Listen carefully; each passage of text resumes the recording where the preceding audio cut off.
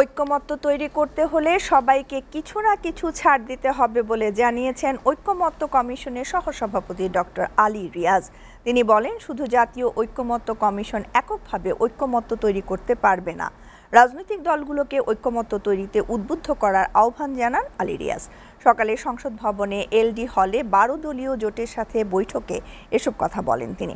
আর 12 দলীয় জোটের প্রধান সমন্বয়ক মোস্তফা জামাল হায়দার বলেন, দ্রুত সংস্কারের কাজ শেষ করে ডিসেম্বরের মধ্যেই নির্বাচন দিতে হবে। সঞ্জিদা প্রিয়র প্রতিবেদন।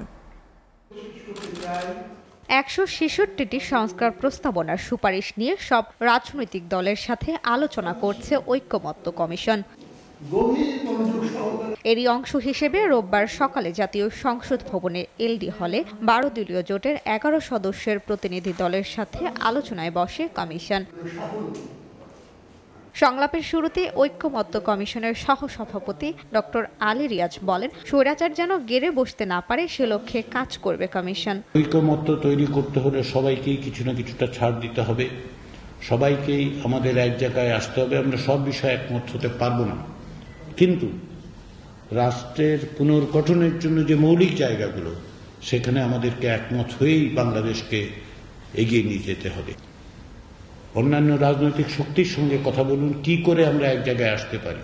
শুধুমাত্র এই টেবিলে বসে এইখানে আলোচনায় আমরা জাতীয় ঐক্যমত্যের চূড়ান্ত জায়গায় পৌঁছতে পারবো, আমরা তা মনে করি না। আমাদের ভূমিকা হচ্ছে অনুঘটকের, আমরা সেই চেষ্টা করছি। এ সময় 12 দলীয় জোটের প্রধান সমন্বয়ক মোস্তফা জামাল হায়দার বলেন, কালক্ষেপণ না করে অবিলম্বে জনগণের নির্বাচিত প্রতিনিধির হাতে ক্ষমতার হস্তান্তর করতে হবে। আমরা সংস্কার চাই।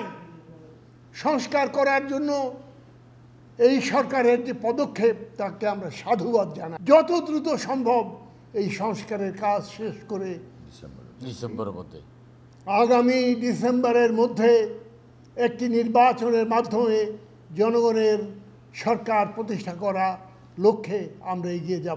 রাষ্ট্র ক্ষমতার বিধিমালার সুযোগ নিয়ে কোনো ক্ষমতাধর দল যেন স্বৈর শাসনের সৃষ্টি করতে না পারে সে বিষয়ে সতর্ক থাকার আহ্বান জানান 12 দলীয় জোটের নেতারা।